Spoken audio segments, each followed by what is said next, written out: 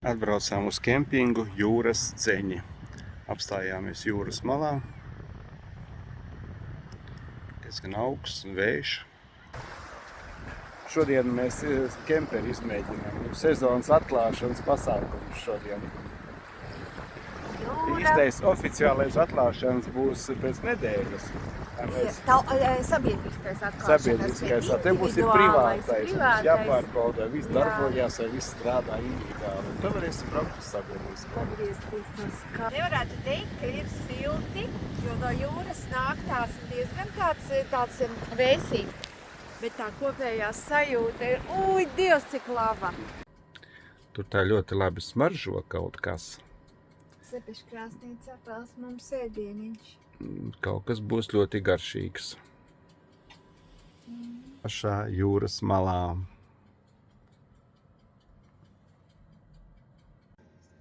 Mums te kaut kas ļoti smaržīgs. Tādi gaļas bumbulīši ar sieru. Griķi, mērcīte. Marinēti gurķīši būs.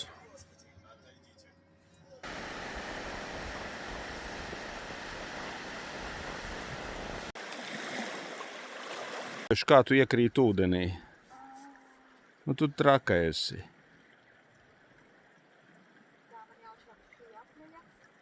Nu, kā līdzsvars? Un tas, kas labajā pusē, tas varētu būt labs. Nu, tev vajadzēja uzreiz atspērties un...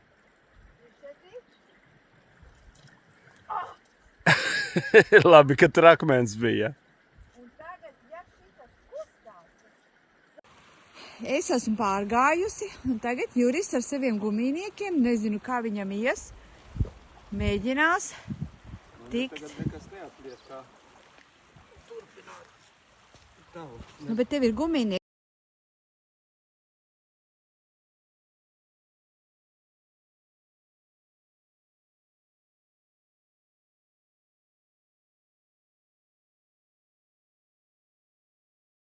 Mēs esam atnākuši ļoti, ļoti tālu. Un mūsu kemperi. Mēs domājam, ka šī ir tāda vieta, kur varētu atgriezties vēl un vēl. Un kādā siltā laikā gribētos atbraukt. Izskatās, ka te ļoti paplašinās viņi. Tā teritorija būs ļoti liela. Mēs apstājāmies tur tajā galā pie pašas jūras. Nu, tur tikai kemperis var apstāties bez piekabes, bet paskatījāmies, ka te augšā ir tāda vieta, ļoti garas vietas arī. Tā kā mierīgi var vai nu ļoti lielu kemperi atbraukt, vai kemperis ar piekabi neatkabinot. Ir ļoti daudz pa teritoriju sataisīti tādi stabiņi, kur gan elektrība, gan ūdeni varēs dabūt. Un šeit ir tādas ļoti garas vietas.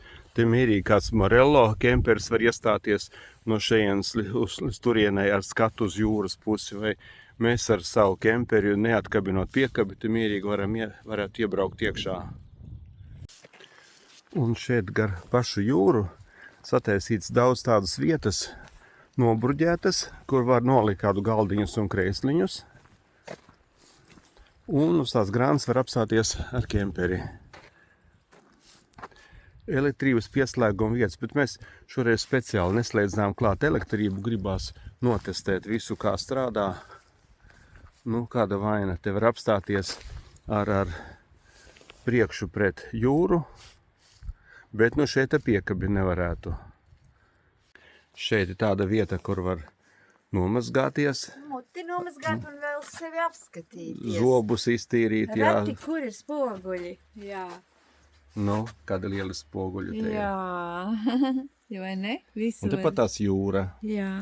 Un tad tepat tās jūra. Var ne tikai kājās stāvot nomazgāt, bet var pat apsēsties, lai smiltiņas nomazgātu no kājām. Un te varētu būt trauku mazgāšanas vieta. Un te ir interesanti, te ir paliknīdis, kur teikannas var vārīt. Jā. Pat elektrība un elektrība konteksts var ir. atnākt ar savu. Ūdens tek. Jā. Jā, ūdens ir. Tā kā te var traukus nomazgāt, miskastes. bet šeit ir, kur atdzesētas pat ogles paši var izbērt ārā. Nu, kādas zivtiņas mēs dabūjām Reņģītes, tūjā. kamēr mēs nakšņojām, tīklā salīda reņģītes. Un ko nozīmē prasme socializēties un papļāpāt pludmalē ar cilvēkiem. Jā, viņi esot no tīklā no rīta 30 kilogramus izvilkuši. Un atvēra mums. Jā, Teica, ka naudiņu nevajag, mēs tik un tā drusciņu iedevām. jā. Tātad galvas nost, kiškas ārā un būs pusdienas mums, Jā, kad brauksim mājās. labi. Labi, braucam mājā. Pirmais izmēģinājums šī gada brauciens un pirmais updates vai izmēģinājums, jau aprobācija mūsu jaunajam ekrāniņam, kā viņu nosaukt? Bet tas ir izmēģinām, kā te viss darbojas, un tā skaitā, kā darbojas arī šis te Kenwood jaunais aparāts. Nu, viņš ne tikai radioaparāts, te viss kaut kas ir. Un navigācija var izvēlēties vēze, Google Map, nu, principā mobilajā telefonā Sigits, jo to Sigits arī var izmēģināt. Ļoti spilgtums labs, labi var redzēt. Tātad vakar ap pulkstens 12:30 es pārstāju lādēt kemperi mājās no 220 voltiem. Te var redzēt, ka tā uzlāde bija vietām kāda 1,5 kilovata apmēram. Un tagad skatāmies, kas notiek ar akumulātoru spriegumu un strāvu. Tātad kaut kur ap 12 vai 1 pārstāju lādēt. Šeit strāva iet iekšā 35 ampēri, tas varētu būt braucām. Mēs 1,5 stundu braucām, strāva līdz 35 ampēri iet iekšā, un akumulātora amperstundas, šeit viņš pilns, visu laiku pilns, viņš rada 0. Viņš rada 0 līdz šim te brīdim, līdz 16:20. Pēc tam vienu brīdi, tas laikam bijām atbraukuši jau, vienu brīdi 16:02 iet no akumulātora ārā gandrīz 70 ampēri. Tas ir brīdī, kad ieslēdzām cepeškrāsni. Tas ir šajā te brīdī ieslēdzām cepeškrāsni, un pēc tam akumulātora tās amperstundas samazinās, bet strāva no akumulātora iet ārā apmēram 20 ampēri. Tas ir ieslēgts bija leduskapis, darbojās no 220 voltiem. 22 ampēri, tas ir kādi 300 vati tas leduskapis tērē. Un es to darīju līdz pulkstens apmēram 21, 26 līdz 9:30 leduskapis darbojās no 220 voltiem, un tad pirms gulētiešanas leduskapi pārslēdz uz gāzi. Un skatījāmies televizoru, un te patēriņš ir apmēram 6 ampēri. Patēriņš 6 ampēri, bet amperstundās iet uz leju, uz leju, uz leju. Un līdz saules lēktām mēs iztērējām 220 amperstundas. 12 voltīgais akumulators tika iztērēts par 221 amperstundu, bet kopīgā akumulatora ietilpība ir 1454 amperstundas. Nu, tātad, kura daļa tā sanāk? 1/7 daļa tika izlietota no mūsu akumulātora krājumiem līdz rītam. Un kas notika no rīta?